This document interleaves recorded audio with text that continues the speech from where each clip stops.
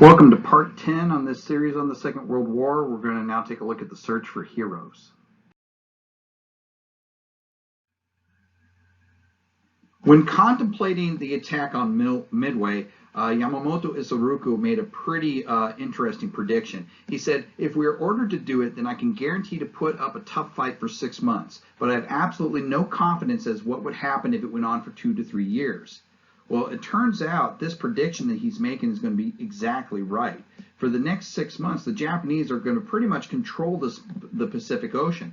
But after that, the Americans will begin to roll them back pretty consistently, right? But at first, it's nothing but Japanese after Japanese victory. On December 7th, not only was Pearl Harbor hit, but also the Philippines, the Midway, and Wake Islands were hit as well. Siam, Malaya, and Hong Kong were invaded. Guam was captured. On December 8th, the Gilbert Islands were captured. On December 9th, the British battlecruiser Repulse and the battleship Prince of Wales were sunk by land-based Japanese aircraft, but it showed that now naval warfare was going to be based on aircraft, no longer battleships, right? The day of the battleship was over. On December 11th, Burma is invaded. December 16th, North Borneo is invaded. On December 22nd, 43,000 Japanese troops under Lieutenant General Homa Matsuhara is going to land on the Filipino island of Luzon and begin the conquest of the Philippines. And so quick will this conquest go that 2 days later, on the 24th, Manila will be declared an open city. On December 23rd, Wake Island will have Japanese troops land on it. On Christmas Day, Hong Kong will surrender. On December 31st, 1941, Manila will fall to the Japanese.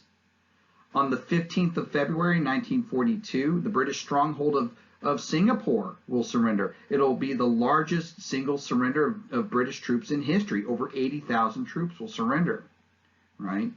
On March 12th, Douglas MacArthur, who was the command of the forces in the Philippines, will be recalled and moved to Australia. Meanwhile, the rest of the Philippines will continue to collapse under the command of General Jonathan Wainwright. He will withdraw to the island fortress in Manila Bay called Corregidor.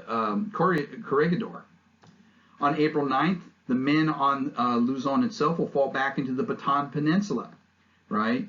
They'll surrender.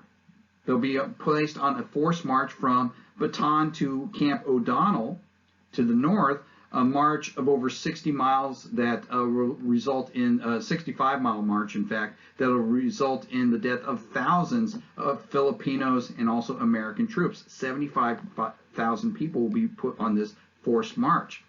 On May 8th, Corregidor, the last Filipino stronghold, will fall, and General Jonathan Wainwright will be made a prisoner of war. The American public is in desperate need at this point for some kind of good news. And so, well, we're going to try and give it to them.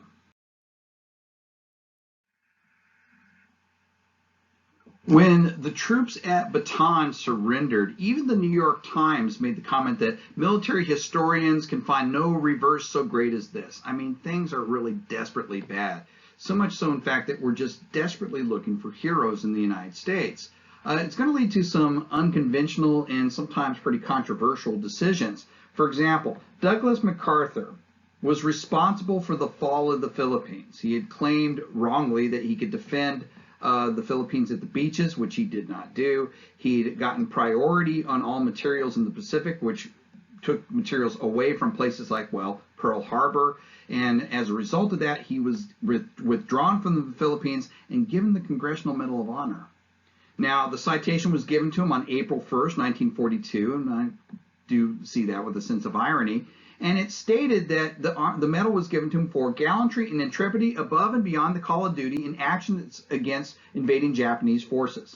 Okay, which is all well and good, but it more fits Jonathan Wainwright's actions more than General MacArthur. But for Roosevelt, he needed somebody that everybody knew, that, that they could hang their hat on as a hero, and it allows him also to keep MacArthur out there in the field instead of coming back to the United States where he might become a political rival. Now, a more interesting event to try and boost American morale is going to take place in April of 1942 when the United States Army Air Force is going to launch an attack on Japan itself. General Henry Hap Arnold is going to go searching around his officer corps for somebody that's willing to do a very daring raid on the Japanese. He finds a Lieutenant Colonel, James H. Doolittle, a man who was already famous for air races and things like that. And he asks him, he says, if you were going to use an aircraft, a bomber, and take it off from an aircraft carrier, what plane would you use? And Doolittle's response was, well, I don't know if it's possible, but if I was going to try it, I would use the B-25 Marauder. And Hap Arnold told him, said, great, you're hired. I want you to take B-25s, launch them off an aircraft carrier, and attack Japan. Doolittle's response to that is like, okay, I can probably figure out how to do that. What I can't figure out is how do you land the planes back on the carrier? Hap Arnold says, well, that's the beautiful part. You don't. You fly over Japan, you drop your bombs, and then you keep going.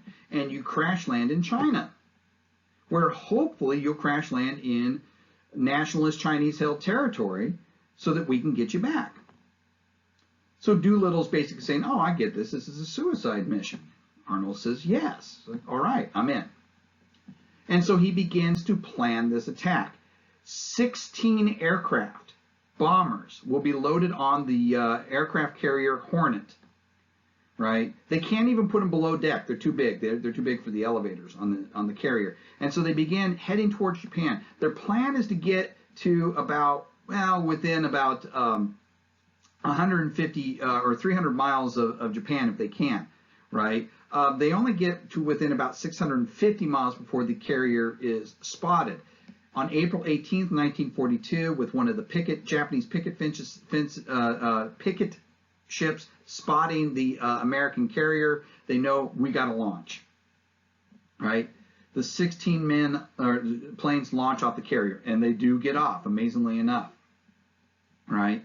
They embark on this mission. 13 of the planes will bomb Tokyo. One of them will hit Nagoya, one will hit Osaka, and one will hit Kobe, right?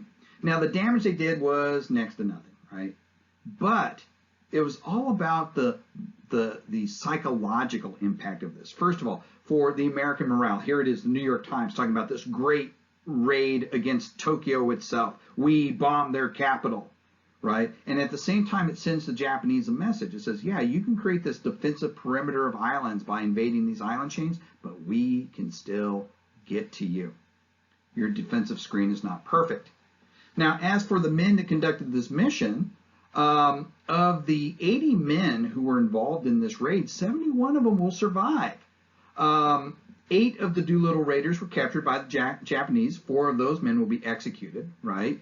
Most of them will crash land in China and be recovered. One flight crew, interestingly enough, would actually crash land in Russia instead, which shouldn't be a problem, right, since Russia is our ally during this war. But for almost a full year, once a month, Secretary of War Stimson would come blasting out of his office, just absolutely in a rage, kicking trash cans, cursing, things that he normally wouldn't do, because he just received another bill from the Soviets for the feeding and housing of their guests, these Doolittle pilots, that were still in their custody in Russia.